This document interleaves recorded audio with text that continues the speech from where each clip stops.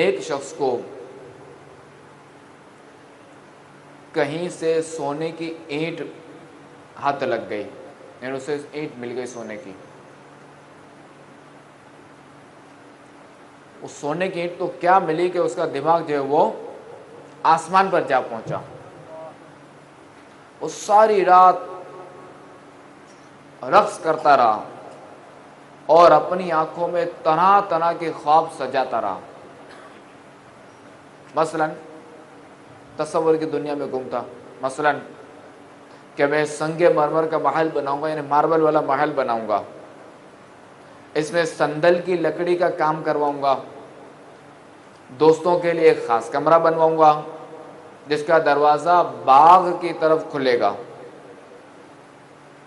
کپڑوں کو پیوند لگا لگا کر تنگ آ گیا ہوں، لہذا اب میں نئے نئے مخملی لباس پہنا کروں گا.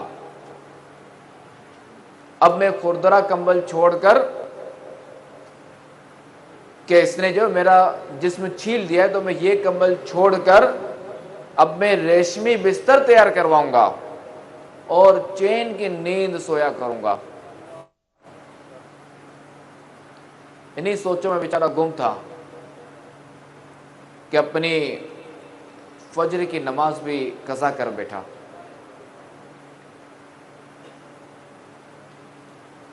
صبح کے وقت متکبرانہ چال چلتے چلتے جنگل کی طرف چل دیا.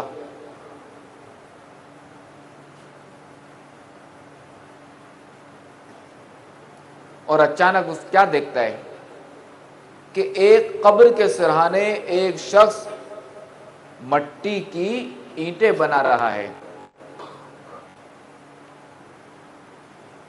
جب اس شخص نے یہ منظر دیکھا تو اس کی آنکھیں کھل گئیں اور اپنے آپ سے کہنے لگا کہ شرم کر، سونے کی اینٹ میں دل لگا کر سب کچھ بھول گیا ہے کہ ایک دن تیرا اپنا وجود مٹی کے ڈھیر تلے ڈال دیا جائے گا. لالچ کا منہ ایک اینٹ سے تو نہیں بھرتا، حرص کے دریا کے آگے ایک اینٹ سے بند نہیں باندھا جاتا. تو مال کی فکر میں اپنی عمر کی پونجی برباد کر بیٹھا. تمناؤں کی گرد نے تیری آنکھوں کو سی دیا ہے اور ہوس کی آگ نے تیری زندگی کی کھیتی برباد کر دی ہے. اب بھی وقت ہے، غفلت کا سرما آنکھوں سے نکال دے اور اپنی آخرت کی طرف دیکھ، کیونکہ کل تو خود قبر کی مٹی کے نیچے خاک کا سرما بننے والا ہے. یہ سوچنے کے بعد اس نے تمام تر غلط منصوبے ختم کر دیے اور پھر سے نیکیاں کمانے میں مصروف ہو گیا. گپ اندھیری قبر میں جائے گا بے عمل، بے انتہا گھبرائے گا، کرام مال و زر بہانا آئے گا. جب تیرے ساتھی تجھے چھوڑ آئیں گے غافل انسان یاد رکھ پچھتائے گا. قبر میں کیڑے تجھے کھا جائیں گے.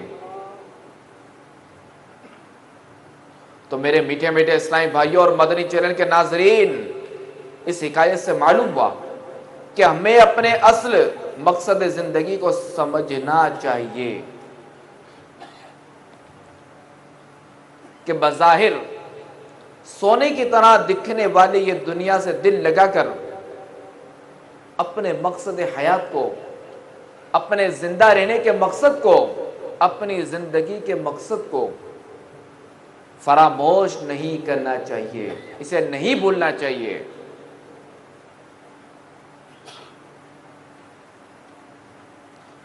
اور یقیناً جو لوگ اپنی زندگی کے مقصد کو سمجھتے ہوئے اپنی زندگی کو آخرت کے کاموں میں صرف کرتے ہیں، انہیں کل بروز قیامت بارگاہ رب العزت میں پیش ہوتے ہوئے کوئی شرمساری نہیں ہوگی. اور یہ یاد رہے کہ اللہ تبارک و تعالی نے دنیا میں ہر شے کو، ہر چیز کو اپنی حکمت کے تحت ایک خاص مقصد کے لیے پیدا فرمایا ہے. اور دنیا میں کوئی بھی حقیر سی شے یعنی چھوٹی سی بھی شے خواہ وہ پتھر ہی کیوں نہ ہو کہ اسے بے مقصد اللہ تبارک و تعالی نے پیدا نہیں فرمایا.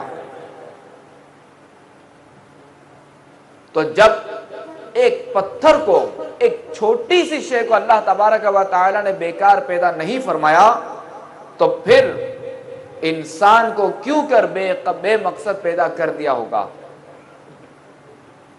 تو لہذا انسان کو بھی کسی خاص مقصد کے لیے پیدا کیا گیا ہے, اسے کسی خاص مقصد کے لیے دنیا میں بھیجا گیا ہے.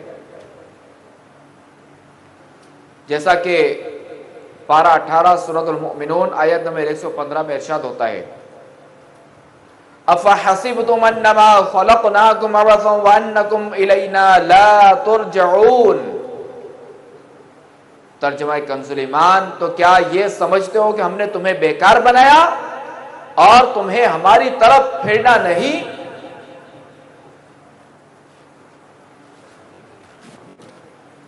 صدر الافاضل حضرت مولانا سید محمد نعیم الدین مراد آبادی علیہ رحمۃ اللہ الہادی خزائن العرفان میں اس آیت مقدسہ کے تحت فرماتے ہیں اور کیا تمہیں آخرت میں جزا کے لیے اٹھنا نہیں بلکہ تمہیں عبادت کے لیے پیدا کیا کہ تم پر عبادت لازم کریں اور آخرت میں تم ہماری طرف لوٹ کر آؤ تو تمہیں تمہارے اعمال کی جزا دیں.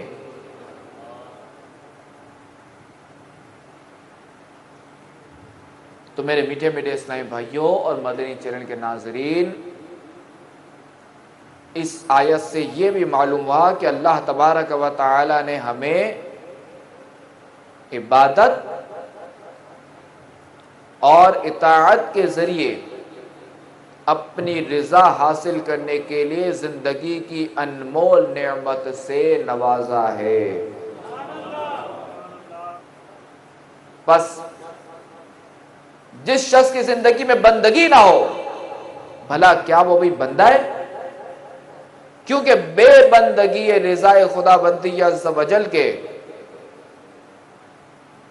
یعنی بے بندگی ایک رضا خدا بندی عز و جل کے حصول میں سوائے شرمندگی کے کچھ حاصل نہیں ہوگا.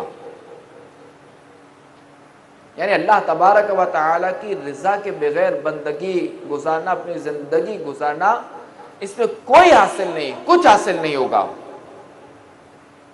اور ہماری زندگی کا مقصد صرف بڑی بڑی ڈگریاں حاصل کرنا, کھانا پینا اور مزے اڑانا نہیں ہے.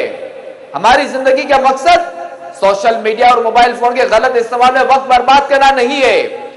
ہماری زندگی کا مقصد جوانی کے نشے میں بدمست ہو کر اپنے آپ کو گناہوں کے دلدل میں پھنسانا نہیں ہے.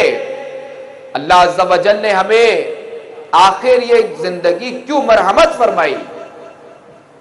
آئیے قرآن پاک کی خدمت میں عرض کرتے ہیں کہ اے اللہ تبارک و تعالیٰ کی سچی کتاب, تو ہی ہماری رہنمائی فرما کہ ہماری زندگی کا مقصد کیا ہے.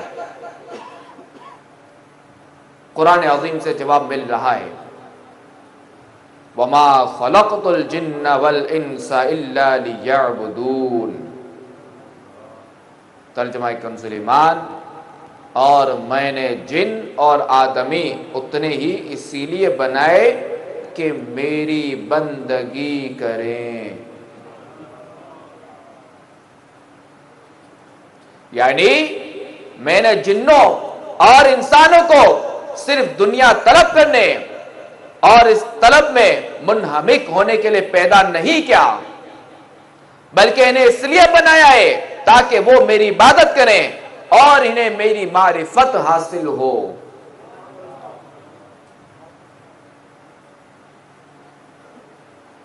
عبادت کی تعریف یعنی عبادت کیا ہے, عبادت کسے کہتے ہیں؟ آئیے سنتے ہیں. عبادت کی تعریف بیان کرتے ہوئے علماء کرام فرماتے ہیں کسی کو عبادت کے لائق سمجھتے ہوئے اس کی کسی قسم کی تعظیم کرنا عبادت ہے. اور اگر عبادت کے لائق نہ سمجھیں تو وہ محض یعنی صرف تعظیم ہوگی، عبادت نہیں کہلائے گی۔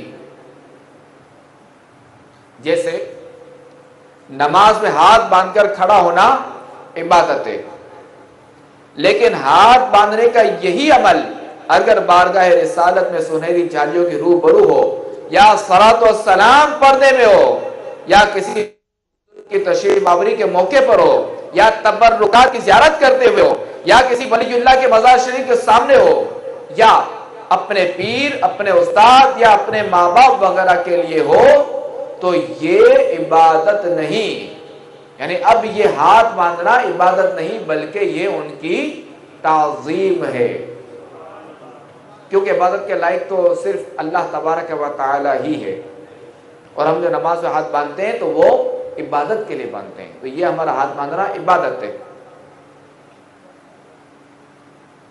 اور عبادت کا مفہوم بہت وسیع ہے،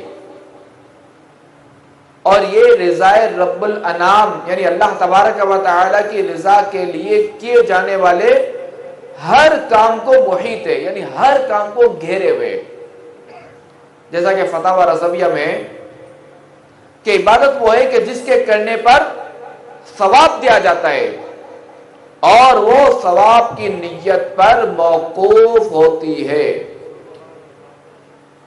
اور تاج العروس میں نقل کیا، عبادت وہ فعل ہے جس کے کرنے پر اللہ تبارک و تعالی راضی ہوتا ہے۔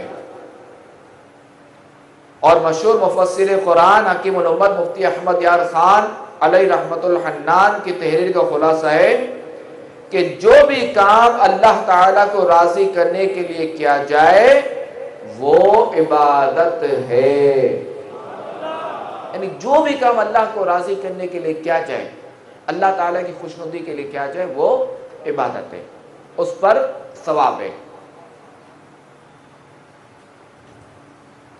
صلو علی الحبیب توبوا الی اللہ، صلو علی الحبیب صلی اللہ تعالی علی محمد وعلی آلہ وصحبہ وبارک وسلم۔ پارہ 29 سورہ ملک کی آیت نمبر 2 میں اللہ تبارک و تعالی کا فرمان عالی شان ہے، خلق الموت والحیات لیبلوکم ایکم احسن عملا۔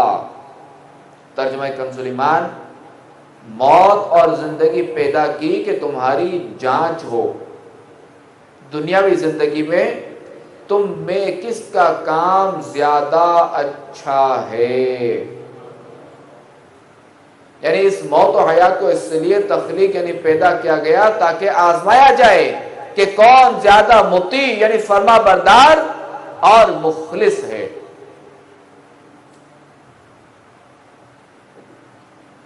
اور اس آیت سے یہ بھی معلوم ہوا کہ ہمیں زندگی عطا کیے جانے اور ہم پر موت مسلط کیے جانے کی حکمت یہ ہے کہ اللہ تبارک و تعالی کی اطاعت اور فرما برداری کے معاملے میں ہماری جانچ ہو جائے کہ ہم میں سے کون اللہ تعالی کی اطاعت کرتا ہے اور کیسی اطاعت کرتا ہے۔ ایک تو یہ کہ کون اطاعت کرتا ہے، اور دوسرا یہ کہ وہ اطاعت کیسی اطاعت کرتا ہے، تاکہ آخرت میں جب اطاعت گزاروں کو انعامات ملے اور نافرمانوں کو سزائیں ملے تو کوئی یہ اعتراض نہ کر سکے کہ اطاعت گزاروں کو انعامات اور نافرمانوں کو سزا کیوں ملی۔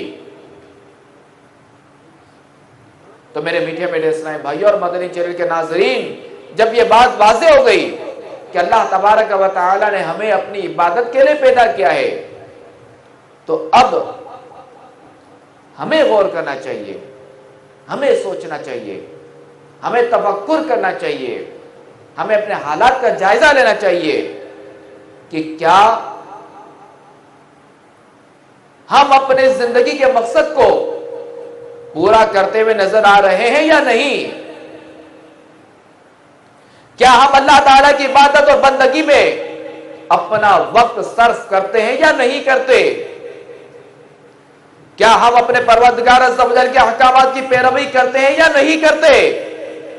کیا ہم اللہ تبارک و تعالیٰ کے منع کردہ احکامات سے باز رہتے ہیں یا نہیں باز رہتے؟ کیا ہم اپنے رب عز و جل اور اس کے پیارے حبیب صلی اللہ تعالی علیہ وآلہ وسلم کی اطاعت میں اپنی زندگی بسر کر رہے ہیں یا نہیں؟ اگر ہمارے ان سوالات کا جواب اگر ہاں میں تو ٹھیک ہے کہ ایسے لوگوں کے لیے خوشخبری ہے، اور اگر جواب نہ میں ہے، جواب منفی ہے، جواب نو ہے، یعنی جواب نہ میں ہے، جواب نتھنگ میں ہے، تو پھر ہمیں اپنی زندگی کے مقصد کو سمجھتے ہوئے فوراً سے بھی پہلے اپنی زندگی کے مقصد کو پورا کرنے کے لیے کوشش شروع کر دینی چاہیے، تاکہ مرنے کے بعد ذلت اور رسوائی کا سامنا نہ کرنا پڑے، مرنے کے بعد پریشانی نہ اٹھانی پڑے، مرنے کے بعد پچھتاوا نہ ہو۔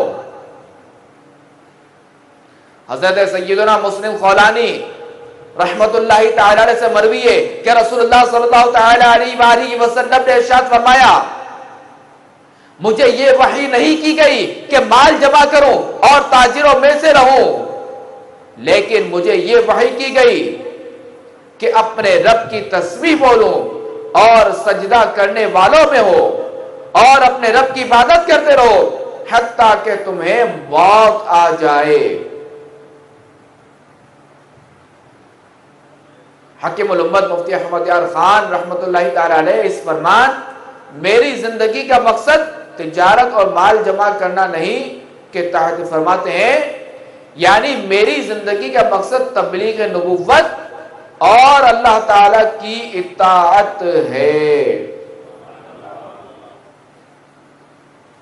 اسی طرح قرآن پاک میں رسول اللہ صلی اللہ تعالی علیہ وآلہ وسلم سے ارشاد ہوا کہ آپ فرما دیجئے، ان صلاتی و نسکی و محیای و مماتی للہ رب العالمین۔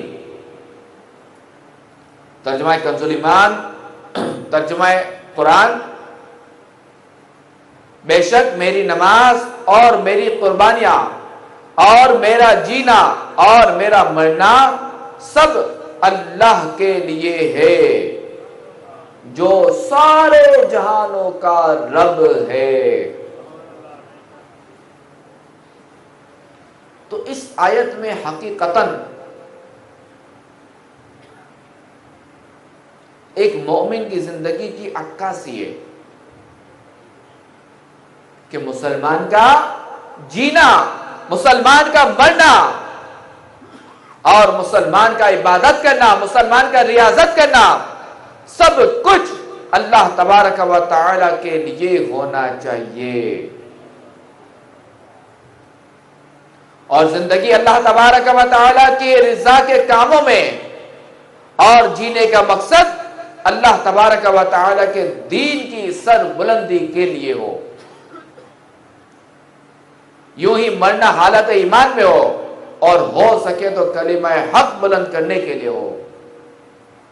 یوں ہی عبادت کا شرک جلی سے پاک ہونا تو بہرحال ایمانیت میں داخل ہے، لیکن عبادات کا شرک خفی یعنی ریاکاری سے بھی پاک ہو اور خالصتاً بالکل خالص اللہ تبارک و تعالی کی رضا اور خوشنودی کے لیے ہو، یعنی ایسی عبادت ہو کہ جو کہ ریا سے پاک ہو۔ ریا سے پاک کون سی ہوگی؟ کہ جو خالص اللہ تبارک و تعالی کے لیے ہوگی۔ صلو علی الحبیب صلی اللہ تعالی علی محمد وعلی آلہ وصحبہ وبارک وسلم۔ توبوا الی اللہ، صلو علی الحبیب۔ میرے میٹھے میٹھے اسلامی بھائیوں اور مدنی چینل کے ناظرین، اگر ہم اپنے اسلاف یعنی بزرگان دین رحمہم اللہ المبین ان کی حیات طیبہ کے روشن پہلوؤں کا مطالعہ کریں تو پتہ چلتا ہے کہ ان کے شب و روز اللہ تبارک و تعالی کی عبادت ہی میں گزرتے تھے۔ دن میں روزے رکھتے تو رات بھر جاگ کر اللہ تبارک و تعالی کی عبادت کرتے کہ گویا ان کے مقصد حیات ہی یہی تھا، اور ان کے نام آج بھی روشن ہے، بلکہ ان کی شخصیت ہمارے لیے بہترین نمونہ ہے۔ ایک کاش ان عبادت گزاروں کے صدقے ہمیں بھی زندگی کا مقصد حاصل کرنے کا احساس مل جائے۔ آمین بجاہ النبی الامین صلی اللہ علیہ وسلم۔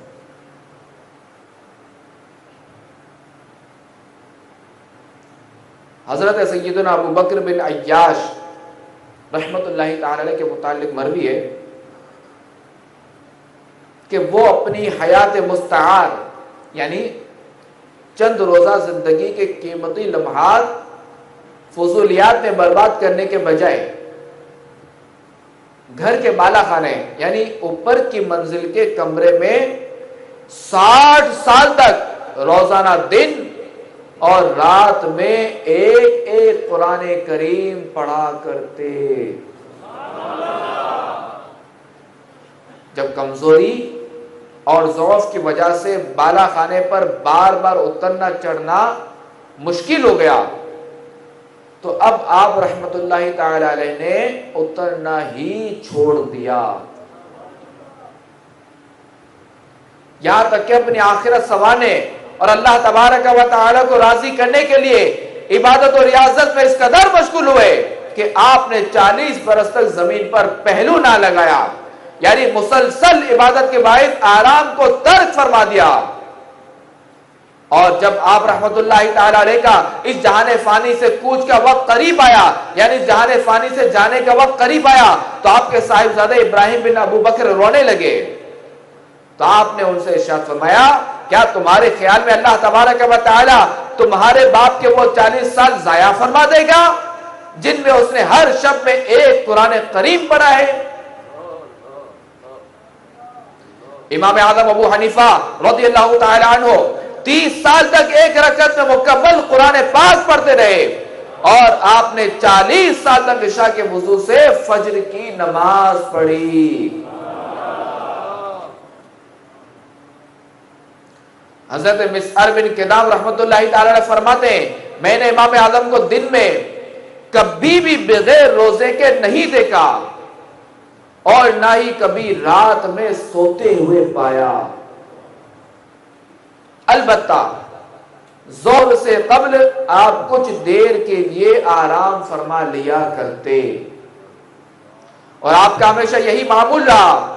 اور جس جگہ امام اعظم رضی اللہ تعالی عنہ نے وصال فرمایا تھا اس جگہ 7000 مرتبہ قرآن پاک ختم فرمایا تھا،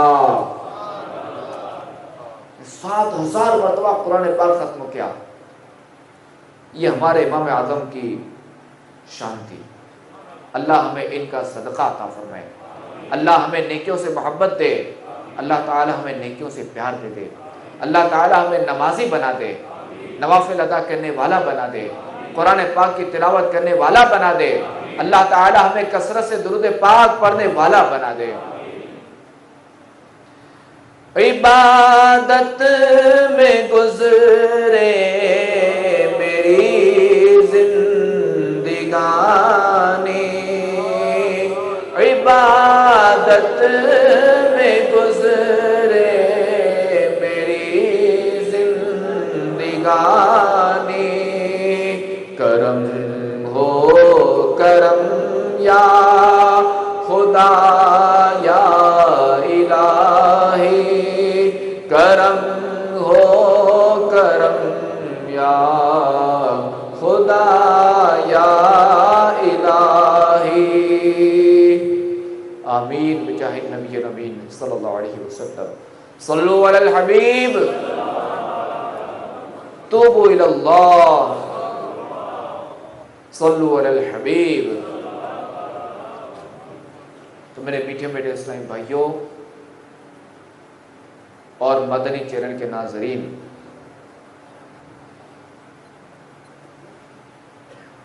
آپ نے سنا کہ ہمارے بزرگان دین رحمہم اللہ المبین کس قدر عبادت کیا کرتے تھے.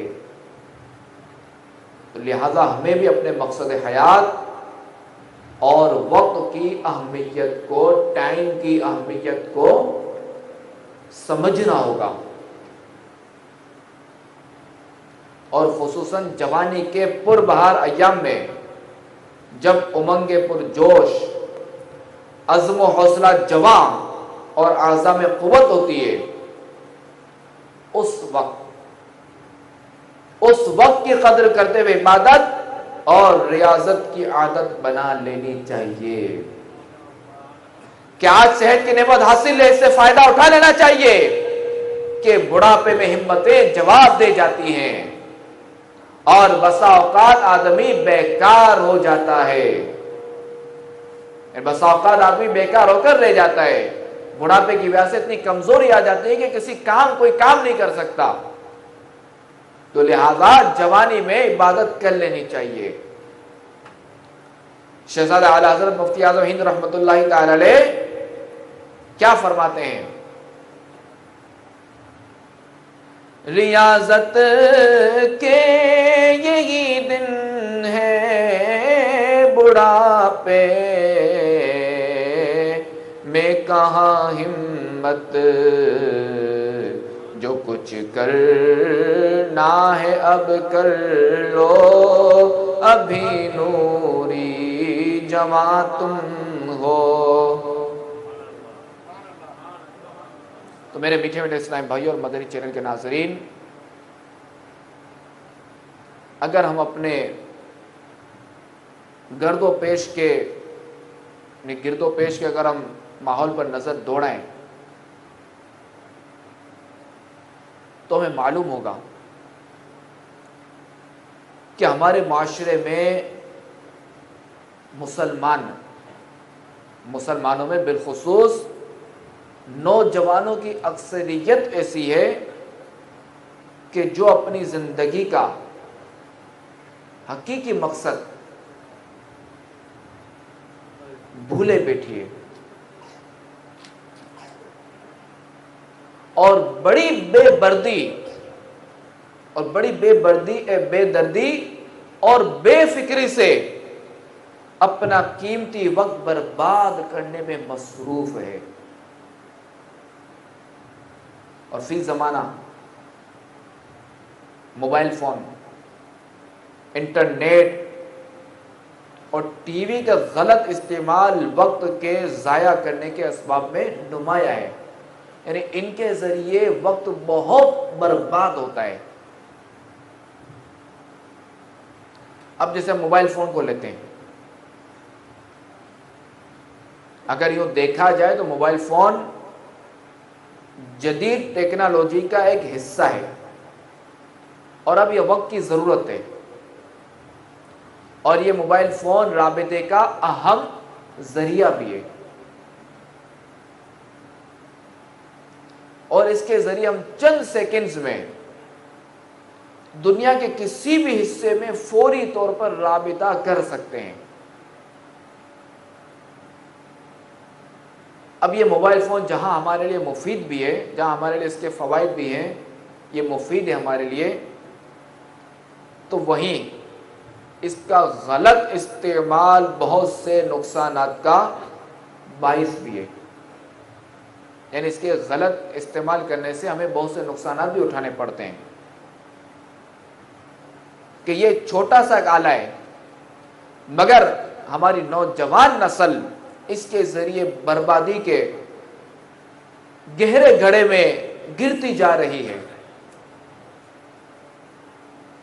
یعنی اگر ہم طلباء کو دیکھیں کہ جنہیں جو ہے نا وہ قوم کا معمار کہا جاتا ہے، ملک کو قوم کا معمار کہا جاتا ہے، تو وہ بھی اس میں ملوث ہیں. اچھا، پھر دیکھا جائے تو اس میں معاذ اللہ میموری کارڈ یا جو بھی اس کے جن کی کیا کہتے ہیں وہ میموری زیادہ ہوتی ہے، وہ پھر اس میں معاذ اللہ گانے وغیرہ ہوتے ہیں، فلمیں ڈرامے اس میں ہوتے ہیں، اور یہ فلمیں ڈرامے دیکھ کر، گانے باجے سن کر اپنا وقت برباد کیا جاتا ہے، اور وقت بربادی کے ساتھ ساتھ گناہوں کا بوجھ اپنے سروں پر لیا جاتا ہے. کاش کاش اگر ہم موبائل فون کو فقط جائز رابطہ کرنے، دینی مسائل سیکھنے یا سکھانے یا معلوم کرنے یا بتانے یا نیکی کی دعوت دینے کے لیے استعمال کریں تو گناہوں سے بچنے کے ساتھ ساتھ اپنا بہت سا وقت بچانے کے ساتھ ڈھیروں اجر و ثواب بھی اس موبائل فون کے ذریعے کما سکتے ہیں۔ اسی طرح انٹرنیٹ بھی دور جدید کی ایجادات میں سے ایک اہم اور مفید ایجاد ہے، یعنی فائدہ مند ایجاد ہے کہ اس کے بھی دینی اور دنیاوی بے شمار فوائد ہیں کہ ہم اس انٹرنیٹ کے ذریعے گھر بیٹھے بیٹھے دینی اور دنیاوی معلومات حاصل کر سکتے ہیں اور مختلف ویب سائٹس کے ذریعے بے شمار کتابیں بھی ہم ڈاؤن لوڈ کر سکتے ہیں، مگر بدقسمتی سے جہاں ہمیں اس کا صحیح استعمال کرنا چاہیے اس کے بجائے ہم اس کا غلط استعمال کرتے ہیں۔ اس کے ذریعے گانے ڈاؤن لوڈ کیے جاتے ہیں، اس کے ذریعے فلمیں ڈاؤن لوڈ کی جاتی ہیں، اس کے ذریعے فوج ڈرامے ڈاؤن لوڈ کیے جاتے ہیں اور پھر ان کو دیکھا جاتا ہے اور اپنا وقت برباد کرنے کے ساتھ ساتھ اپنے نامہ عمل میں بھی گناہوں کا بوجھ بڑھا دیا جاتا ہے۔ کاش ہم اس کا بھی صحیح استعمال کریں۔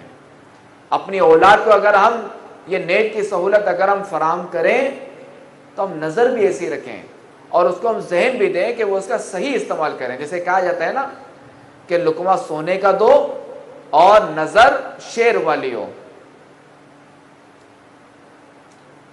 خیر، ہمیں چاہیے کہ ہم خود بھی اور اپنے گرد و پیش والوں کو بھی، اپنے ماتحتوں کو بھی، اپنی اولاد کو بھی اس موبائل فون اور انٹرنیٹ کا غلط استعمال کرنے سے بچائیں۔ اور انٹرنیٹ صحیح استعمال کرنے کا ایک طریقہ یہ بھی ہے، صحیح استعمال کرنے کے لیے، جیسے دعوت اسلامی کی ویب سائٹ ہے www.dawatislami.net۔ آپ اس کے ذریعے مختلف کتابیں بھی ڈاؤن لوڈ کر سکتے ہیں، مختلف بیانات بھی ڈاؤن لوڈ کر سکتے ہیں، تلاوت قرآن بھی ڈاؤن لوڈ کر سکتے ہیں، مع ترجمہ وائس، اور اسی طرح مختلف بیانات و مختلف نعتیں اور کتابیں بھی آپ ڈاؤن لوڈ کر سکتے ہیں۔ اور یہ جب آپ ڈاؤن لوڈ کریں گے اور اس کا مطالعہ کریں گے، یہ کلام پاک سنیں گے، نعت پاک سنیں گے، تو انشاءاللہ آپ کو ثواب ملے گا اس کا، یہ اس کا اچھا استعمال ہوگا۔ صلو علی الحبیب توبوا الی اللہ، صلو علی الحبیب۔ میرے میٹھے میٹھے اسلام بھائیوں اور مدنی چینل کے ناظرین، یاد رکھیے کہ جو لوگ اپنی زندگی اور وقت کی قدر کرتے ہیں اور اپنے مقصد حیات کو سامنے رکھتے ہوئے انہیں اچھے طریقے سے استعمال کرتے ہیں، انہیں روز قیامت اللہ تبارک و تعالی کی بارگاہ میں پیش ہوتے ہوئے کوئی شرمساری نہیں ہوگی اور وہ اپنے گزرے ہوئے لمحات پر فرحاں اور شاداں ہوں گے، یعنی خوش و خرم ہوں گے۔ حدیث قدسی ہے کہ حضرت سیدنا عبداللہ بن عمر رضی اللہ تعالی عنہما سے روایت ہے کہ رسول اللہ صلی اللہ تعالی علیہ وآلہ وسلم کا فرمان علی شان ہے کہ اللہ تعالی ارشاد فرماتا ہے، میری تقدیر پر ایمان لانے والا، میرے لکھے پر راضی رہنے والا، میرے دیے ہوئے رزق پر قناعت کرنے والا اور میری رضا کی خاطر اپنی نفسانی شہوات کو ترک کرنے والا نوجوان میری بارگاہ میں میرے بعض فرشتوں کی مانند ہے۔ واقعی اگر انسان اللہ تعالیٰ کا مطیع و فرما بردار اور اس کے محبوب رحمت عالمیان صلی اللہ تعالی علیہ وآلہ وسلم کا سچا غلام بن جائے تو وہ فرشتوں کی مانند، یعنی فرشتوں کی طرح، بلکہ بعض فرشتوں سے بھی افضل ہو جاتا ہے۔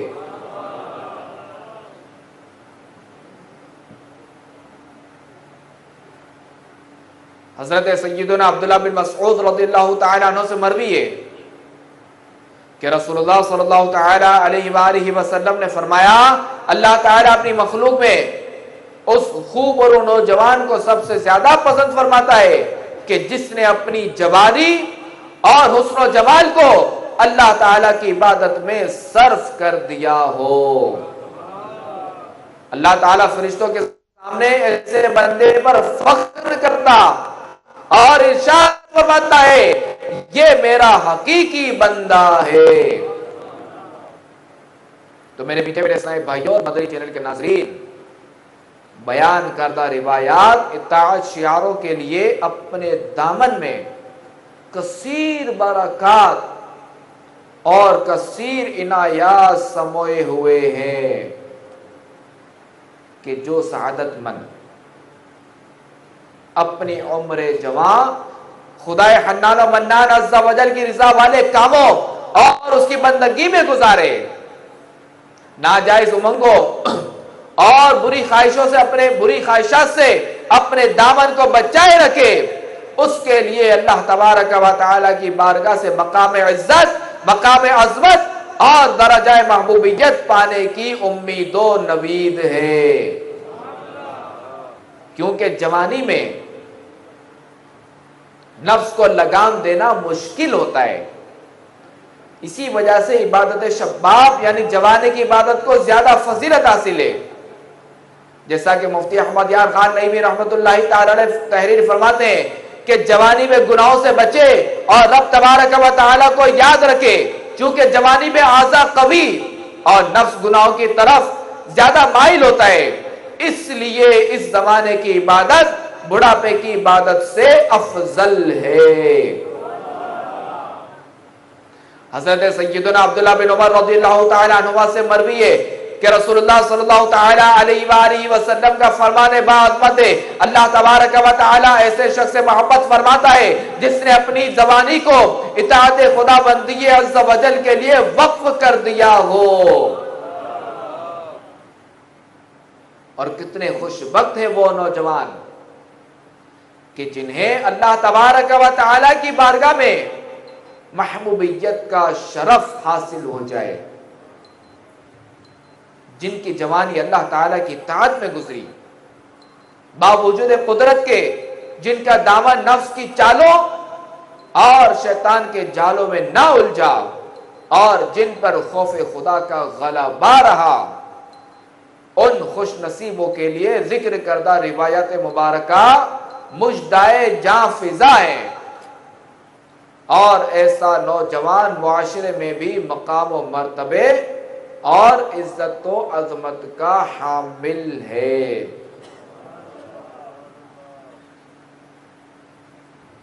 وہی جوان ہے قبیلے کی آنکھ کا تارا، شباب جس کا ہے بے داغ ضرب ہے کاری۔ تو میرے میٹھے میٹھے اسلامی بھائیوں اور مدنی چینل کے ناظرین،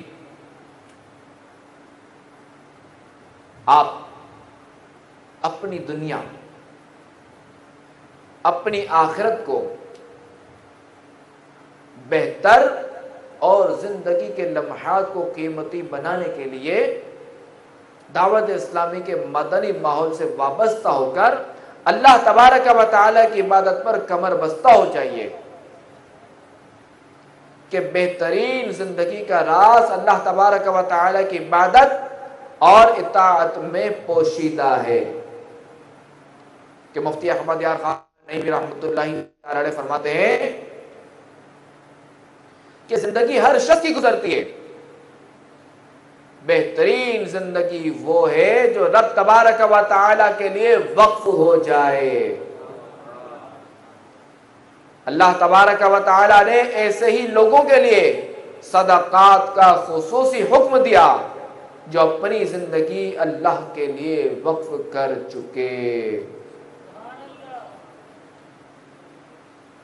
رسول اللہ صلی اللہ تعالی علیہ وآلہ وسلم نے ارشاد فرمایا، اللہ تبارک و تعالی کی حرام کردہ چیزوں سے بچنے اور اس کے احکامات پر عمل کرنے والے نوجوان سے اللہ تعالیٰ فرماتا ہے تیرے لیے 70 صدیقوں کے برابر ثواب ہے۔ قیامت کے روز جب ہر شے سورج کی تپش اور گرمی سے بلبلا رہی ہوگی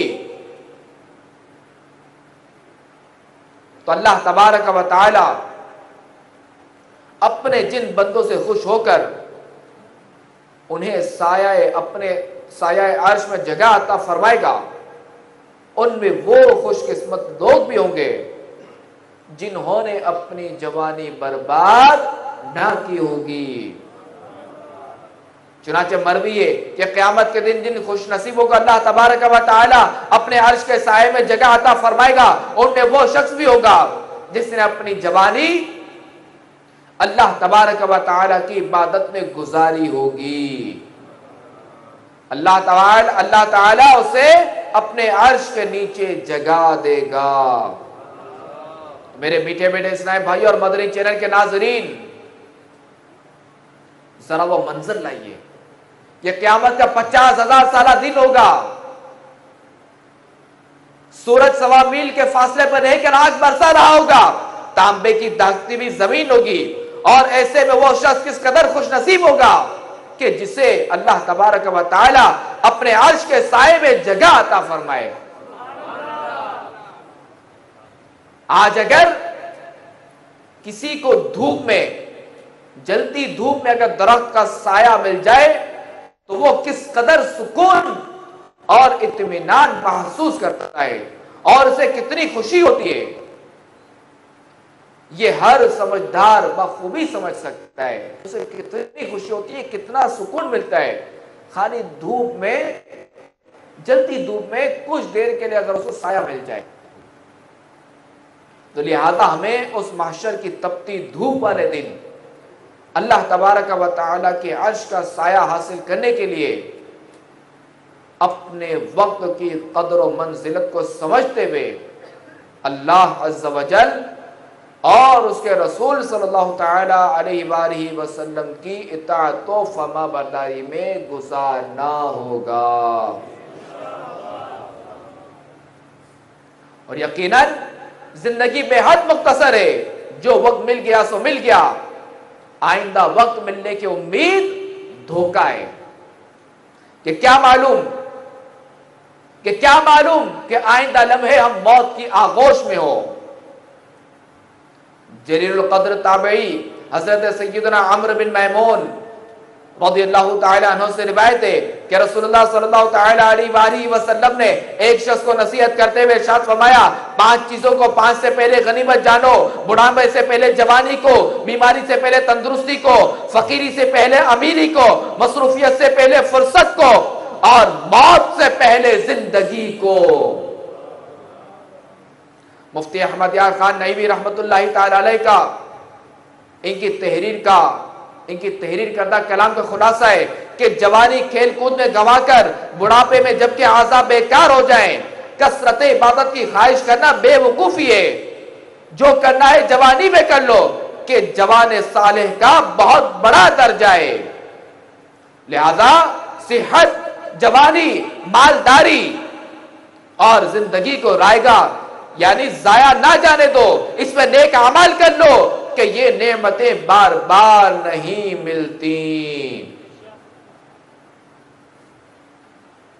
حضور سید عالم صلی اللہ تعالی علیہ وآلہ وسلم نے ارشاد فرمایا، 2 نعمتیں ایسی ہیں جن کے بارے میں بہت سے لوگ دھوکے میں، صحت اور فراغت۔ اور ایک اور حدیث پاک میں ہے کہ روزانہ صبح جب سورج طلوع ہوتا ہے تو اس وقت دن یہ اعلان کرتا ہے کہ اگر آج کوئی اچھا کام کرنا ہے تو کر لو کہ آج کے بعد میں کبھی پلٹ کر نہیں آؤں گا۔ چند روزہ ہے یہ دنیا کی بہار، دل لگا اس سے نہ غافل دی نہار، عمر اپنی یوں نہ غفلت میں گزار، ہوشیار اے محو غفلت ہوشیار، ایک دن مرنا ہے آخر موت ہے، کر لے جو کرنا ہے آخر موت ہے۔ امام غزالی رحمت اللہ تعالی علیہ لکھتے ہیں کہ رسول اللہ صلی اللہ تعالی علیہ وآلہ وسلم نے اپنے ایک خطبے میں ارشاد فرمایا کہ مومن دو خوفوں کے درمیان ہوتا ہے، ایک اس مدت پر جو گزر گئی اور وہ نہیں جانتا کہ اللہ تبارک و تعالی اس کے بارے میں کیا معاملہ فرمائے گا، دوسری وہ مدت جو باقی ہے اور وہ نہیں جانتا کہ اس کے بارے میں اللہ تعالی کیا فیصلہ فرمائے گا۔ بس انسان کو اپنی ذات سے اپنی ذات کے لیے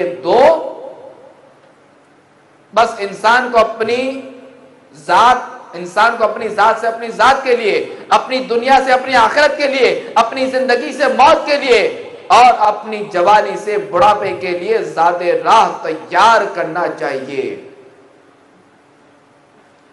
کیونکہ دنیا کو تمہارے لیے اور تمہیں آخرت کے لیے پیدا کیا گیا ہے۔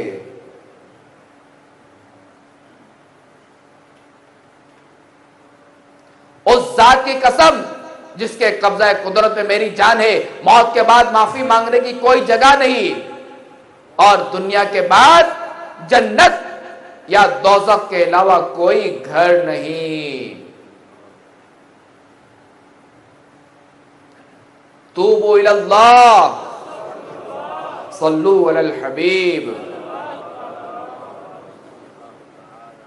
ایک شخص نے کسی حکیم سے عرض کی، مجھے کوئی ایسی دوا بتائیے کہ جس کے استعمال سے میں دن کے وقت بھی آرام سے رہوں، یعنی محو آرام رہوں، یعنی سوتا رہوں۔ تو اس عقل مند حکیم نے اس شخص کو کچھ یوں جواب دیا، ارے نادان، تو کتنا کم عقل ہے، تیری زندگی کا آدھا حصہ تو پہلے ہی رات کو غفلت میں سوتے ہوئے گزر رہا ہے، حالانکہ نیند موت کا دوسرا نام ہے، اور اب تو خود اپنے ہاتھوں سے اپنی زندگی کے 4 حصوں میں سے 3/4 حصے کو موت یعنی نیند کی نظر کر کے 4 حصوں میں سے صرف ایک حصہ زندگی گزارنا چاہتا ہے۔ تو اس بندے نے پوچھا، میں سمجھا نہیں، وہ کیسے؟ تو حکیم صاحب نے بتایا، فرض کرو تمہاری عمر 40 سال ہو تو آدھی عمر 20 سال ہوگی جو رات کے وقت غفلت کی نیند سو کر پہلے ہی برباد کر رہا ہے، اور جب دن کو بھی مزید سویا رہے گا تو مزید 10 سال کم ہو جائیں گے، اور تیرے پاس آخرت کے لیے زیادہ راہ اکٹھا کرنے کے لیے صرف 10 سال باقی بچیں گے۔ تو میرے میٹھے میٹھے اسلامی بھائیوں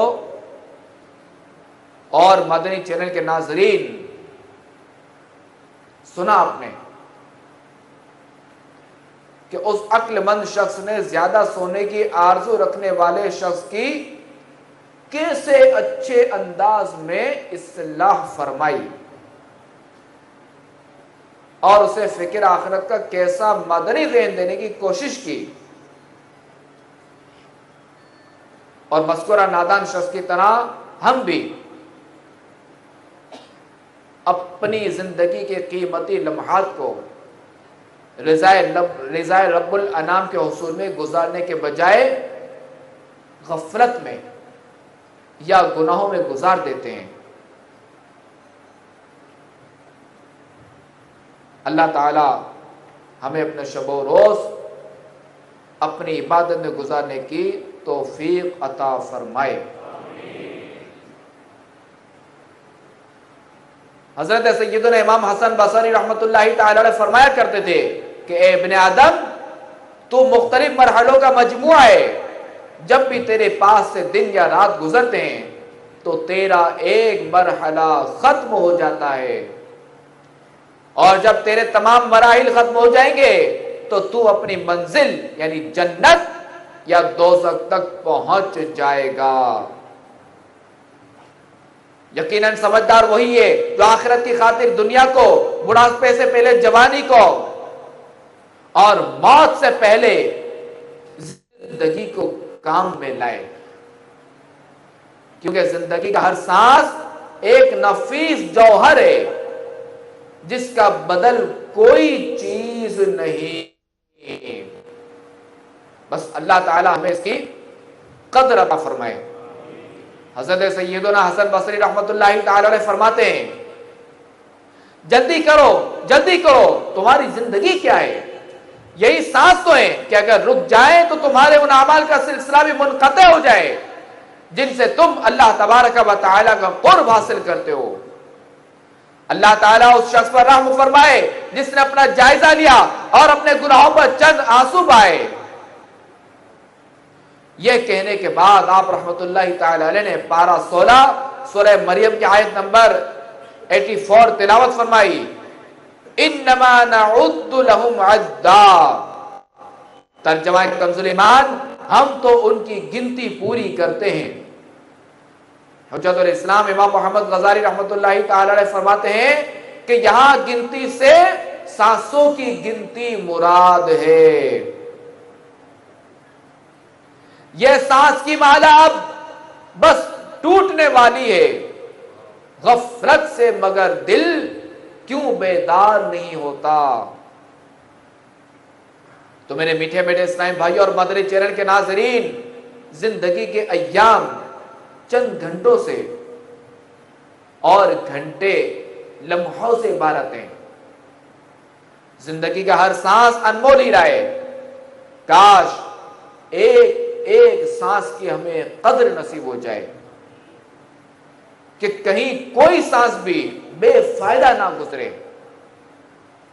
اور کل بروز قیامت زندگی کا خزانہ نیکیوں سے خالی پا کر اشک ندامت نہ بہانے پڑ جائیں. 100 کروڑ کاش ایک ایک لمحے کا حساب کرنے کی عادت پڑ جائے کہ کہاں بسر ہو رہا ہے. زہ مقدر زندگی کی ہر ساعت مفید کاموں ہی میں صرف ہو، اور بروز قیامت اوقات کو فضول باتوں خوش گپیوں میں گزرا ہوا پا کر کہیں کفے افسوس ملتے نہ رہ جائیں.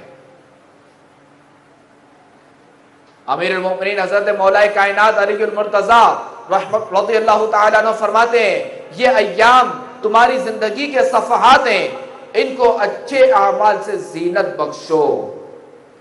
حضرت سیدنا عبداللہ بن مسعود رضی اللہ تعالیٰ عنہ فرماتے ہیں میں اپنی زندگی کے گزرے ہوئے اس دن کے مقابلے میں کسی چیز پر نادم نہیں ہوتا جو دن میرا نیک اعمال میں اضافے سے خالی ہو. حضرت سیدنا عبداللہ بن عمر، حضرت سیدنا عمر بن عبدالعزیز رضی اللہ تعالیٰ عنہ فرماتے ہیں روزانہ تمہاری عمر مسلسل کم ہوتی جا رہی ہے تو پھر نیکیوں میں کیوں سستی کرتے ہو؟ تو میرے میٹھے میٹھے اسلامی بھائیوں اور مدنی چینل کے ناظرین، ہم سب کو اپنی زندگی کے حقیقی مقصد کے حصول کے لیے ہر دم کوشاں رہنا چاہیے، یعنی ہر دم کوشش کرتے رہنی چاہیے. گناہوں سے بچنا اور ثواب کے کام کرتے رہنا چاہیے. مدنی چینل دیکھتے اور دکھاتے رہیے کہ اچھی اچھی نیتوں کے ساتھ مدنی چینل کے سلسلے دیکھنا اور دوسروں کو دیکھنے کی دعوت دینا بھی باعث رضائے رب الانام اور جنت میں لے جانے والا کام ہے. اور موت کی ہر دم یاد رکھیے، موت دولہا کو عین بارات سے اور دلہن کو حجرہ عروسی میں بستر راحت و مسرت سے یکدم اچک لیتی ہے. بونی خلوت پہ اجل دولہا دلہن سے وقت عیش ہے، تمہیں بھی قبر کے گوشے میں سونا ایک دن. امیر اہل سنت مولانا الیاس قادری مدظلہ العالی مدنی نامہ پر عمل کرنے کی ترغیب دلاتے ہوئے فرماتے ہیں یقیناً وہ لوگ خوش نصیب ہیں جو مرنے سے قبل موت کی تیاری کر لیتے ہیں. زندگی برف کی طرح پگھلتی جا رہی ہے, موت اپنی تمام تر سختیوں سمیت پیچھا کیے چلی آ رہی ہے. ان قریب ہمیں بڑھنا, اندھیری قبر میں اترنا اور اپنی کرنی کا پھل بھگتنا پڑے گا. یقیناً وہ لوگ خوش نصیب ہیں جو مرنے سے پہلے آخرت کی تیاری کر لیتے ہیں. موت سے غافل نہ ہو اے بے خبر, تجھ کو جانا ہے یہاں سب چھوڑ کر. اور مزید فرماتے ہیں کہ کاش دیگر فرائض اور سنتوں کی بجا آوری کے ساتھ ساتھ تمام اسلامی بھائی اور اسلامی بہنیں ان مادری انعامات کو اپنی زندگی کا دستور العمل بنا لیں. یعنی ان کے مطابق دستور العمل, یعنی ان کے مطابق اپنی زندگی گزاریں. کچھ نیکیاں کما لے, جلد آخرت بنا لے, کوئی نہیں بھروسہ اے بھائی زندگی کا. میرے میٹھے میٹھے اسلامی بھائیوں اور مدنی چینل کے ناظرین, ہو سکتا ہے یعنی اسلامی بھائیوں کے لیے 72 مدنی انعامات ہیں اور اسلامی بہنوں کے لیے 63. تو ہو سکتا ہے کہ ہم میں سے کسی کو یہ مدنی انعامات مشکل معلوم ہو, مگر ہمت نہ ہاریے کہ حدیث پاک میں ہے افضل العبادتی احمسوہا, یعنی افضل ترین عبادت وہ ہے جس میں زحمت زیادہ ہو. اور حضرت سیدنا ابراہیم بن ادہم رحمۃ اللہ تعالی علیہ فرماتے ہیں جو دنیا میں جو عمل جتنا دشوار ہوگا بروز قیامت میزان عمل میں وہ اتنا ہی وزن دار ہوگا. لہذا جب آپ کوئی عمل شروع کر دیں گے تو وہ آپ کے لیے انشاءاللہ عز و جل آسان ہو جائے گا.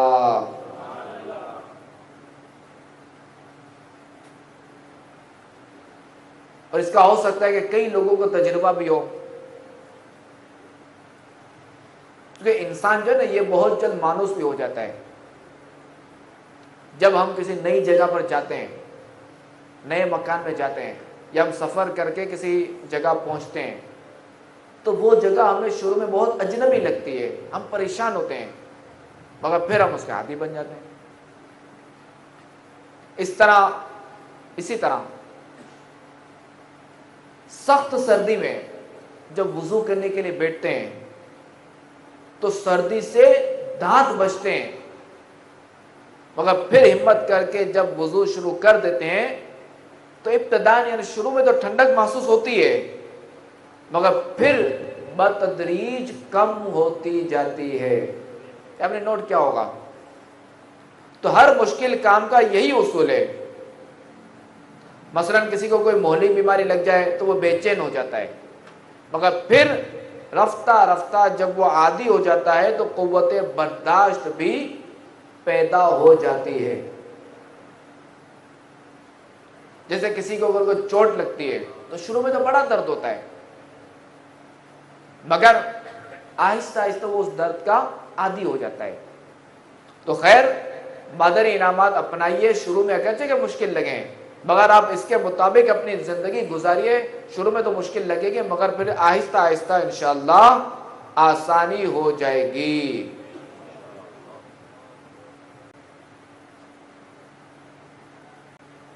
اور مدنی انعامات میں ایک عمل ہے روزانہ فکر مدینہ کرنا. یہ فکر مدینہ کیا ہے؟ اپنے اعمال کا محاسبہ کرنا, کہ دن بھر میں جو اعمال کیے ہیں ان کا محاسبہ کرنا. چنانچہ مروی ہے کہ آخرت کے معاملے میں گھڑی بھر کے لیے غور و فکر کرنا 60 سال کی عبادت سے بہتر ہے. انشاءاللہ عز و جل اب اپنا جو ہے وہ بیان اختتام کی طرف لا رہا ہوں, اور انشاءاللہ عز و جل بیان کے اختتام کے وقت جو ہے وہ انشاءاللہ سونے جاگنے کے مدنی پھول سنیں گے, کیونکہ ہمارا جو مذہب ہے وہ دین اسلام ہے, وہ قدم قدم پر ہماری رہنمائی کرتا ہے. کھانا کس طرح کھانا ہے, کھانے میں کیا کھانا ہے, کس چیز سے بچنا ہے, کس چیز کو نہیں کھانا, پانی کس طرح پینا ہے، پانی کتنے سانسوں میں پینا ہے، پانی دیکھ کر پینا ہے یا اندھیرے میں پینا ہے، پانی کھڑے ہو کر پینا ہے یا بیٹھ کر پینا ہے، پانی سے پہلے کیا پڑھنا ہے، پانی کے بعد کیا کہنا ہے، وغیرہ وغیرہ. یعنی اسلام ہمارا مذہب جو ہے وہ قدم قدم پر ہماری رہنمائی کرتا ہے کہ کس طرح اپنی زندگی گزارنی ہے. تو اس طرح اسلام میں سونے کے بھی اصول ہیں کہ کس طرح سونا ہے، سونے سے پہلے کیا کام کرنا ہے، اور جاگتے ہی فوری کیا کام کرنا ہے، وغیرہ وغیرہ. اللہ تبارک و تعالی ہمیں اس مذہب اسلام پر ہمیں استقامت عطا فرمائے. اللہ ہمارا ایمان سلامت رکھے. اللہ تعالی ہمارا خاتمہ بالخیر فرمائے.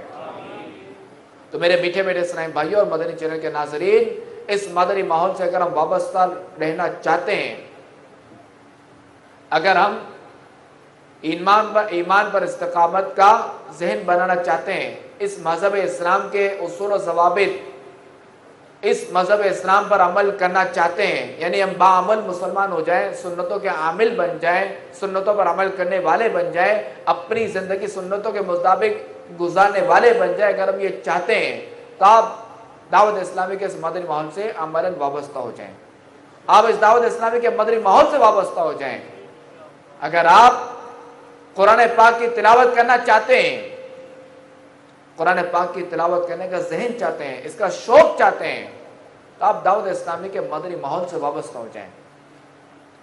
اور ہم مسلمان ہیں، ہمیں اللہ تبارک و تعالیٰ کا یہ پاکیزہ کلام، اس کی ہمیں تلاوت کرنی چاہیے کہ یہ وہ کلام مجید ہے، یہ وہ کتاب مبین ہے، یہ وہ قرآن مبین ہے کہ اس کا دیکھنا عبادت، اس کو چھونا عبادت، اس کا پڑھنا عبادت، اس کا سننا عبادت. تو لہذا اس کتاب اللہ کو ہمیں پڑھنا چاہیے، اس کی تلاوت ہمیں کرنی چاہیے. کرنی تو چاہیے مگر اس کے اصول کے مطابق کرنی چاہیے، جو اس کے قواعد ہیں اس کے مطابق کرنی چاہیے.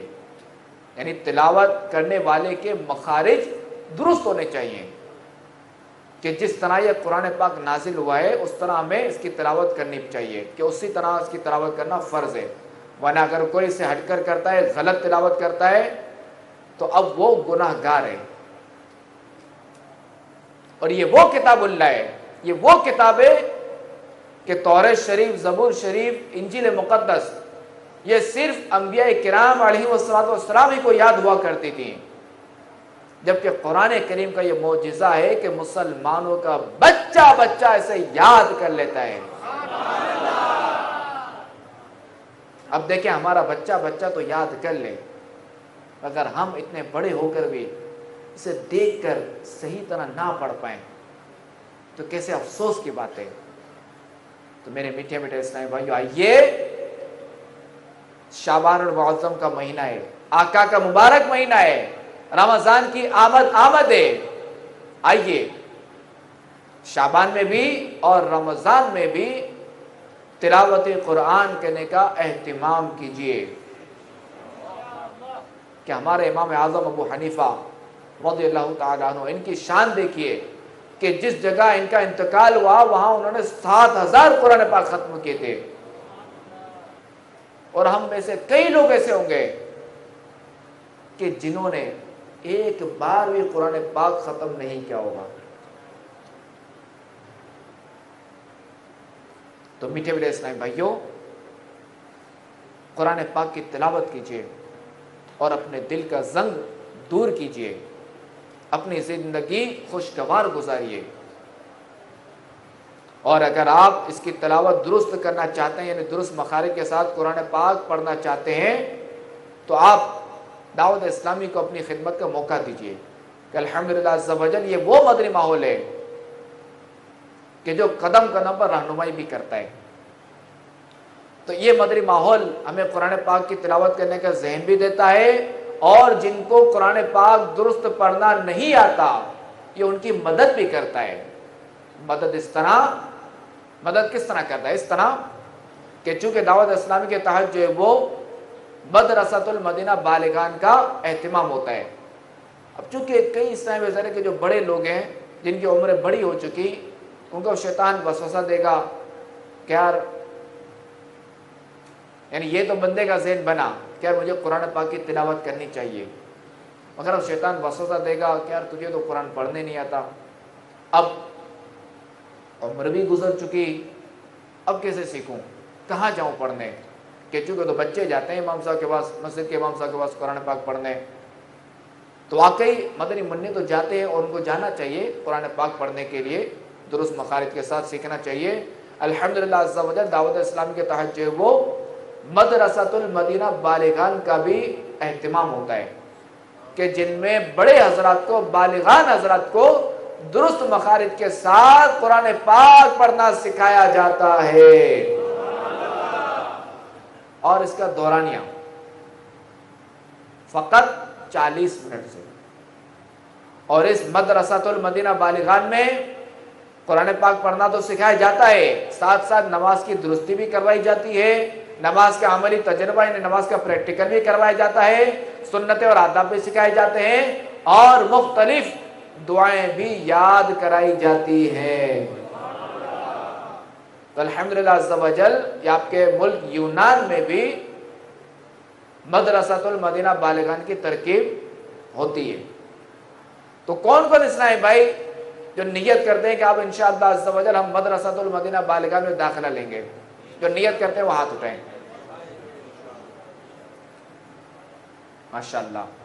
تو آپ سب اسلامی بھائی جو جہاں جہاں سے آئے ہیں تو وہ اپنے ذمہ داران سے رابطہ کر لیں کہ کہاں جو ہے وہ اس کی ترکیب ہے، کہ کہاں جو ہے وہ مدرسۃ المدینہ بالغان کا انتظام ہوتا ہے۔ اور جو اسلامی بھائی پڑھنا جانتے ہیں، جو اسلامی پڑھنا جانتے ہیں اور پڑھانا بھی جانتے ہیں، وہ بھی دعوت اسلامی کو اپنی خدمات پیش کریں، وہ بھی اپنے آپ کو پیش کریں اور اپنے ذمہ دار سے رابطہ کریں کہ آپ بتائیں کہ کہاں مدرسۃ المدینہ بالغان پڑھانا ہے، ہم یہ اپنے آپ کو پیش کرتے ہیں اور ثواب کے حقدار بنتے ہیں۔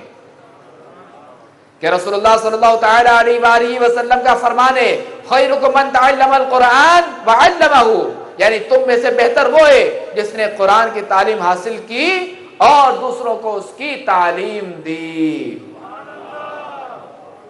تو لہذا جو اسلام بھائی پڑھنا جانتے ہیں اور پڑھانا جانتے ہیں تو وہ مدرسۃ المدینہ پڑھانا شروع کر دیں، اور اس کے لیے اپنے ذمہ دار سے رابطہ کریں، اور جہاں نگران کہیں وہی اس کی ترکیب کریں۔ صلو علی الحبیب صلی اللہ تعالی علی محمد وعلی آلہ وصحبہ وبارک وسلم۔ جس طرح پاکستان میں اور ہندوستان میں دیگر ممالک میں ہفتہ وار سنتوں پر اجتماع ہوتا ہے دعوت اسلامی کا ہر جمعرات، تو اس طرح الحمدللہ عز و جل یہ یونان میں بھی ویکلی اجتماع ہوتا ہے۔ یہاں کس دن ہوتا ہے؟ ہفتے کو تو جمعرات ہوتا ہے، یہاں جو ہے وہ ہر ہفتے کو الحمدللہ عز و جل ویکلی اجتماع ہوتا ہے۔ کتنے اجتماعات ہوتے ہیں یونان میں، کتنے مقامات پر؟ ماشاءاللہ یونان میں 14 مقامات پر دعوت اسلامی کے ہفتہ واری سنتوں بھرے اجتماعات ہوتے ہیں۔ تو جن جن اسلامی بھائیوں کو جو جو جگہ قریب پڑے وہ وہاں ضرور شرکت کریں۔ تو جو شرکت کی نیت کرتے ہیں وہ ہاتھ اٹھائیں۔ سبحان اللہ، اللہ تبارک و تعالی آپ کی نیتیں قبول فرمائے، آمین بجاہ النبی الامین صلی اللہ تعالی علیہ وآلہ وسلم۔ آئیے سونے جاگنے کے مدنی پھول کی طرف ہم چلنے۔ فرمان مصطفیٰ صلی اللہ تعالی علیہ وآلہ وسلم، جس نے میری سنت سے محبت کی اس نے مجھ سے محبت کی، اور جس نے مجھ سے محبت کی وہ جنت میں میرے ساتھ ہوگا۔ سنتیں عام کریں، دین کا ہم کام کریں، نیک ہو جائے مسلمان مدینے والے۔ آئیے سونے جاگنے کے مدنی پھول سنتے ہیں۔ سونے سے پہلے بستر کو اچھی طرح جھاڑ لیجئے تاکہ کوئی موذی کیڑا وغیرہ ہو تو نکل جائے۔ سونے سے پہلے یہ دعا پڑھ لیجئے، اللہم باسمک اموت و احیا، اے اللہ میں تیرے نام کے ساتھ ہی مرتا ہوں اور جیتا ہوں، یعنی سوتا اور جاگتا ہوں۔ عصر کے بعد نہ سوئے کہ عقل زائل ہونے کا خوف ہے، یعنی عقل ضائع ہونے کا خوف ہے، کہ فرمان مصطفیٰ صلی اللہ تعالی علیہ وآلہ وسلم جو شخص عصر کے بعد سوئے اور اس کی عقل جاتی رہے تو وہ اپنے ہی کو ملامت کرے۔ دوپہر کو قیلولہ یعنی کچھ دیر لیٹنا مستحب ہے۔ صدر الشریعہ مفتی امجد علی اعظمی رحمۃ اللہ تعالی علیہ فرماتے ہیں کہ غالباً یہ ان لوگوں کے لیے ہوگا جو شب بیداری کرتے ہیں، رات میں نمازیں پڑھتے ہیں، ذکر الہی کرتے ہیں، یا کتب بینی یعنی مطالعہ کرتے ہیں، کہ شب بیداری میں جو تکان ہوئی یعنی تھکان وغیرہ ہوئی تو وہ قیلولہ کرنے سے دفع ہو جائے یعنی چلی جائے۔ دن کے ابتدائی حصے میں سونا یا مغرب و عشاء کے درمیان سونا مکروہ ہے۔ سونے میں مستحب یہ ہے کہ باطہارت سوئے اور کچھ دیر سیدھی کروٹ پر سیدھے ہاتھ کو رخسار یعنی گال کے نیچے رکھ کر قبلہ رو سوئے، پھر اس کے بعد بائیں کروٹ پر۔ سوتے وقت قبر میں سونے کو یاد کرے کہ وہاں تنہا سونا ہوگا، سوا اپنے اعمال کے کوئی ساتھ نہ ہوگا۔ سوتے وقت یاد خدا میں مشغول ہو، تحلیل و تسبیح و تحمید پڑھے، یعنی لا الہ الا اللہ، سبحان اللہ اور الحمدللہ کا ورد کرتا رہے، یہاں تک کہ یہ ورد کرتے کرتے یہ سو جائے، کہ جس حالت پر انسان سوتا ہے اسی پر اٹھتا ہے، اور جس حالت پر مرتا ہے قیامت کے دن اسی پر اٹھے گا۔ جاگنے کے بعد یہ دعا پڑھے، الحمدللہ الذی احیانا بعد ما اماتنا والیہ النشور۔ تمام تعریف اللہ تعالیٰ کے لیے ہیں جس نے تو ہمیں مارنے کے بعد زندہ کیا اور اسی کی طرف لوٹ کر جانا ہے۔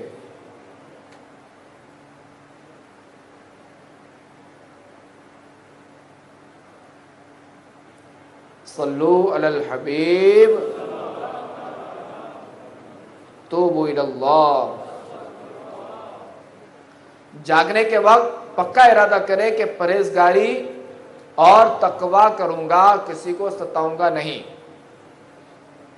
جب لڑکے اور لڑکی کی عمر 10 سال کی ہو جائے تو ان کو الگ الگ سلانا چاہیے، بلکہ اس عمر کا لڑکا اتنے بڑے یعنی اپنی عمر کے لڑکوں یا اپنے سے بڑے مردوں کے ساتھ بھی نہ سوئے۔ نیند سے بیدار ہو کر مسواک کیجیے، رات میں نیند سے بیدار ہو کر تہجد ادا کیجیے تو بڑی سعادت ہے، کہ رسول اللہ صلی اللہ تعالی علیہ وآلہ وسلم نے ارشاد فرمایا فرضوں کے بعد افضل نماز رات کی نماز ہے۔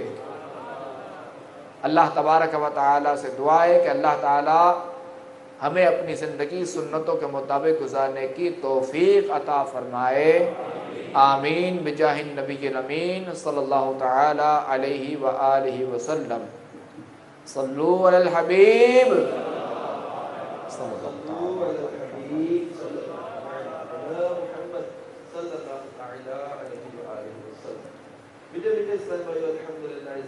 مسلمان ہے اور مسلمان کا سب سے قیمتی سرمایہ اس کا ایمان ہے۔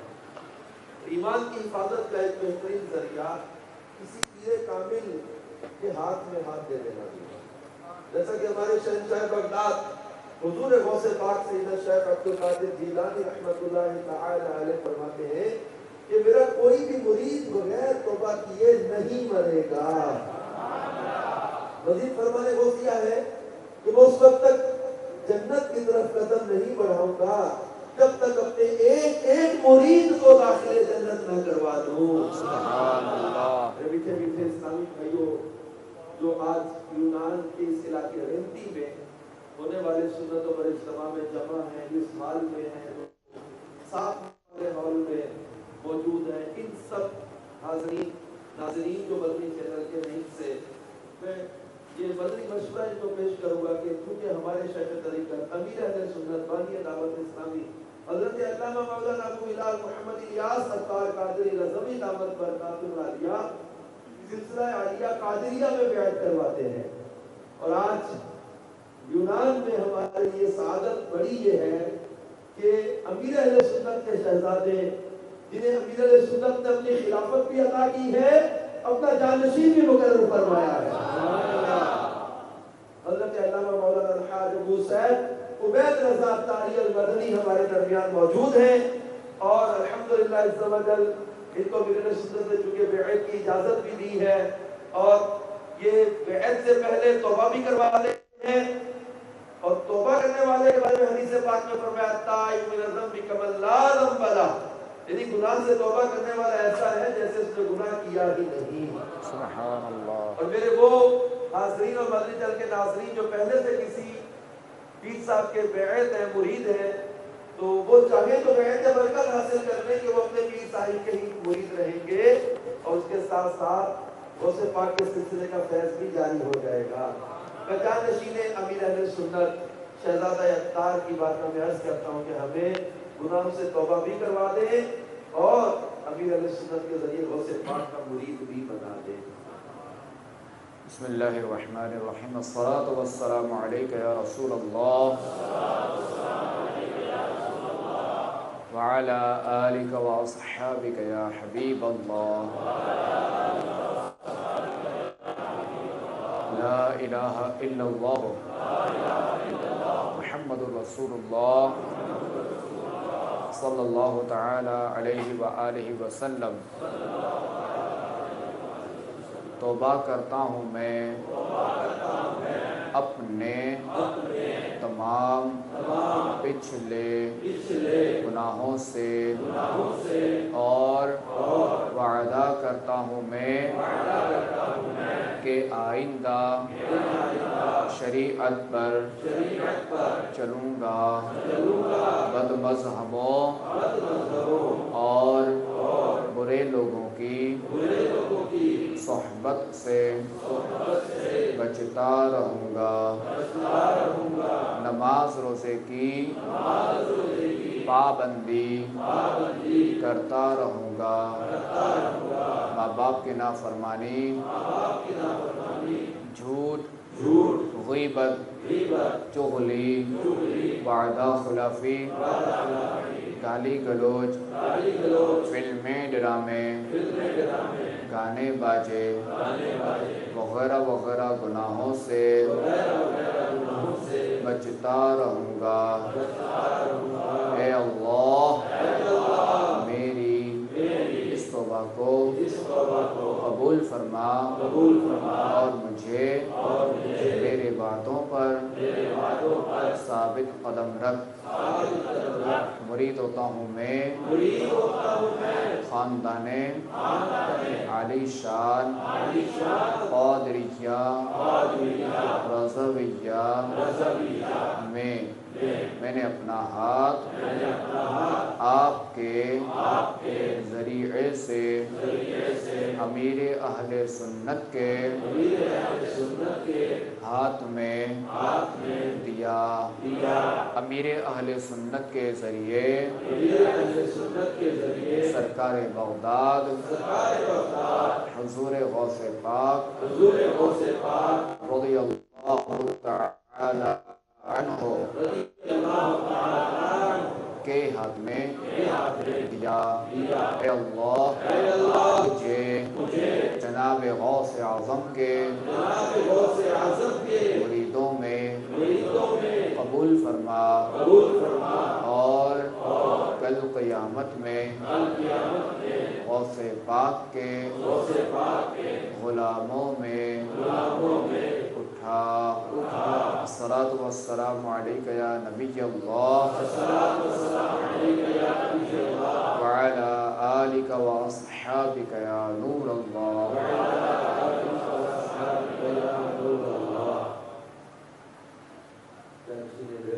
سے گزارش ہے کہ بہت سارے دعاؤں کے لیے کہا بھی ہے، کہلوایا بھی ہے، کئی طرح طرح کی مرادیں لے کر حاضر ہوئے ہوں گے، کوئی بیمار ہے، کوئی قرضدار ہے، کوئی گھریلو ناچاکیوں کا شکار ہے، کسی کو یہاں کوئی مرض ہے، کسی کے گھر میں کوئی مرض ہے، کوئی پریشانی میں مبتلا ہے، کئی طرح کی حاجتیں، مرادیں، کاغذات، نوکری، جاب، ہر مراد پر رحمت کی نظر ہو جائے، ایسی دعا کرتے ہیں۔ کئی مرادیں لے کر حاضر ہوئے. اب سے التجا ہے کہ ہم گناہگاروں کے لیے اللہ کی بارگاہ میں ہاتھ اٹھا دیں, ہماری بخشش بھی ہو جائے, ہمارے گناہ بھی بخشے جائے, ہماری مرادیں بھی پوری ہو جائے, یہاں بھی گھر میں بھی ہر طرف سکون نصیب ہو جائے.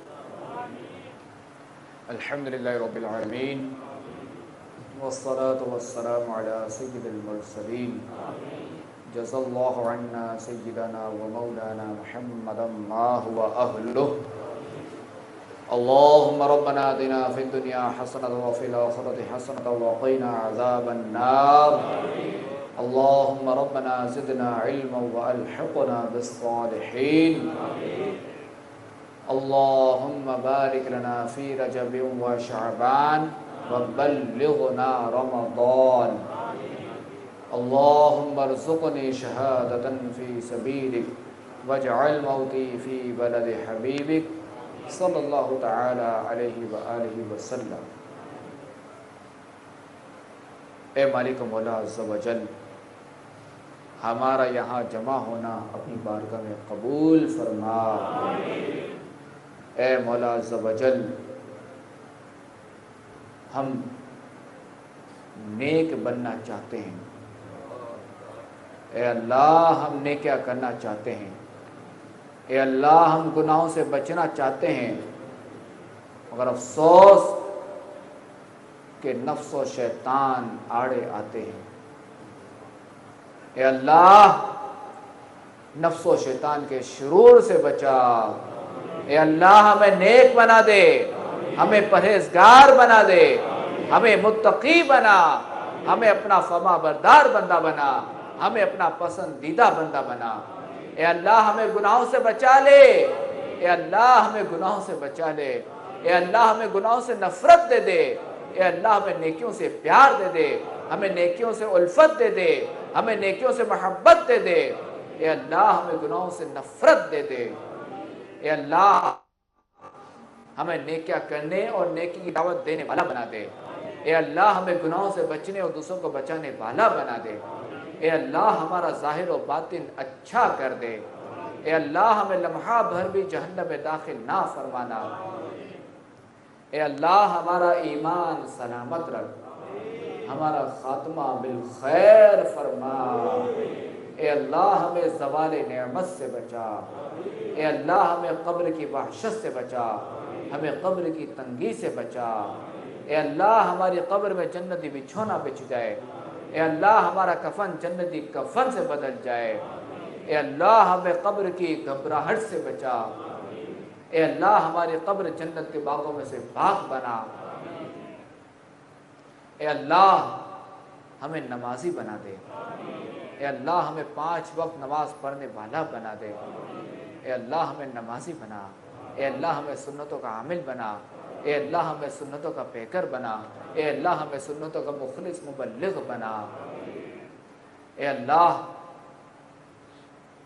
یہاں جو اسلامی بھائی آئے ہیں, ان کی جو مرادیں ہیں, ان کی جائز مرادوں پر نظر رحمت فرما. اے اللہ, پریشان حالوں کی پریشانیاں دور فرما دے. اے اللہ, بیماروں کو شفا عطا فرما دے. اے اللہ, تنگ دستوں کو فراخ دستی عطا فرما. اے اللہ, بے روزگاروں کو رزق حلال بآسانی عطا فرما. اے اللہ, بے اولادوں کو نیک و صالح اولاد بخرافیت عطا فرما. اے اللہ, جو نافرمان اولاد کی وجہ سے بیزار ہیں, ان کی اولاد کو تابع فرمان بنا. کہتے رہتے ہیں دعا کے واسطے بندے تیرے, کر دے پوری آرزو ہر بے قسم مجبور کی.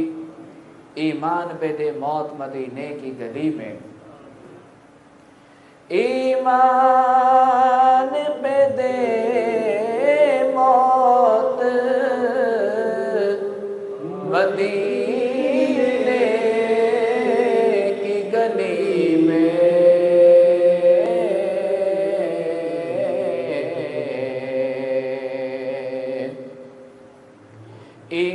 ایمان پہ دے موت مدینے کی گلی میں.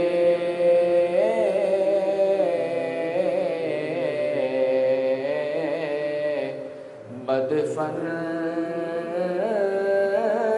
میرا محبوب کے قدموں میں بنا دے،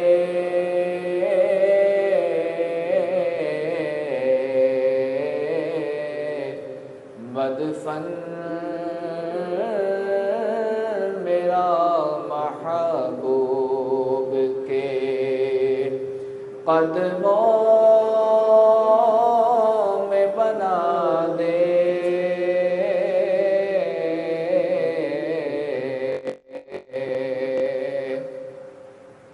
ہو میرے ضیا نظر کرم سوئے گناہگار،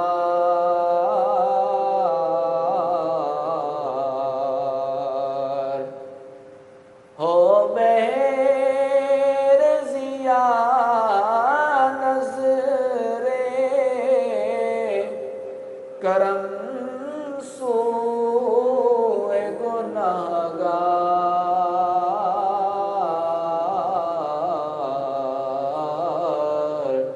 جنت میں پڑوسی مجھے آقا کا بنا دے،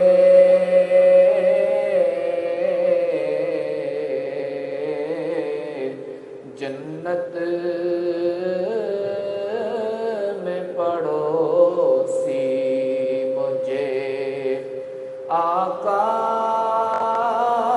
کا بنا دے،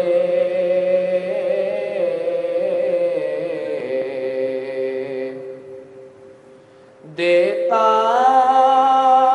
ہوں تجھے واسطہ میرے پیارے نبی کا،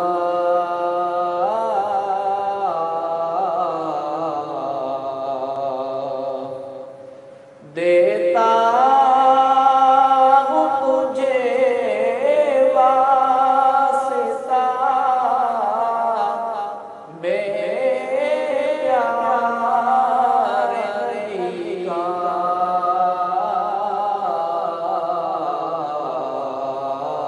امت تو خدایا راہ سنت پہ چلا دے،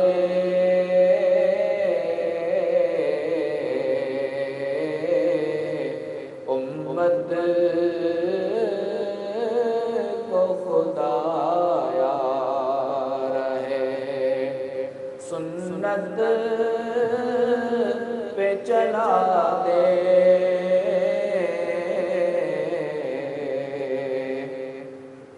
اللہ ملے حج کی اسی سال سعادت،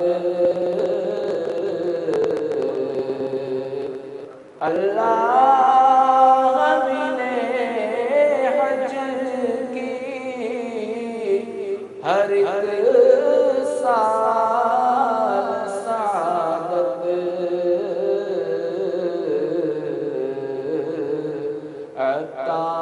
عطار کے سنگ روزے محبوب دکھا دے،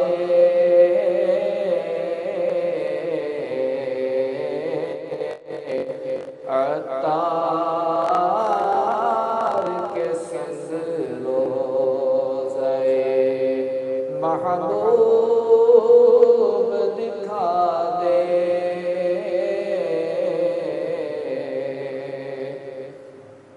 آمین بجاہ النبی الامین صلی اللہ تعالی علیہ وآلہ وسلم۔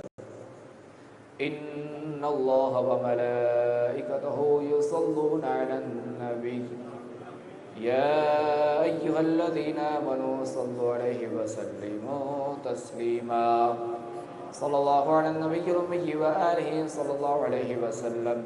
صلاة وسلاما عليك يا سيدي يا سيدي يا سيدي يا مكي يا مدني يا عربي يا قرشي يا هاشمي يا مطلبي يا رسول الله.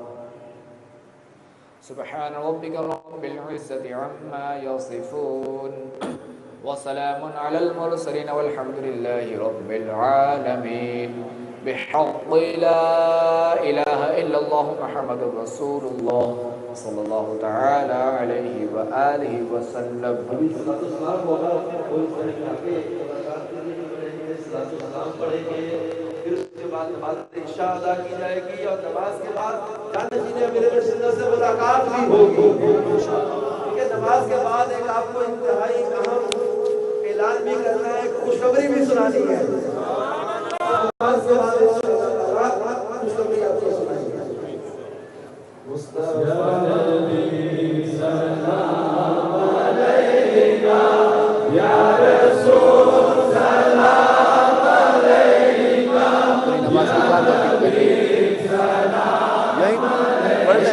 جو وضو وغیرہ کر رہے ہیں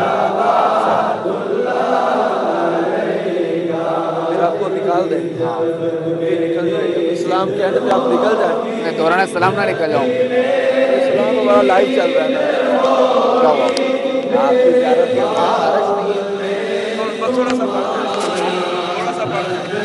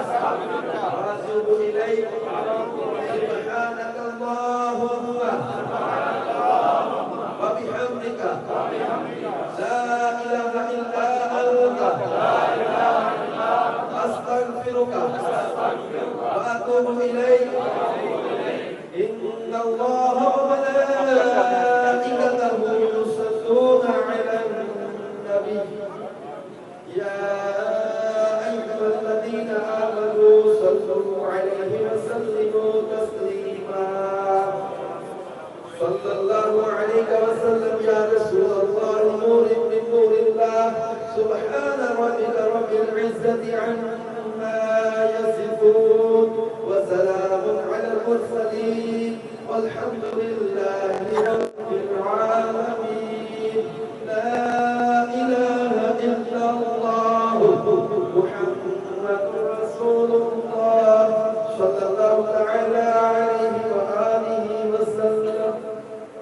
ابھی سبے بنا لیں. ابھی انشاءاللہ عشاء کی اذان ہوگی اور نماز عشاء کے بعد جانشین میرے سنت سے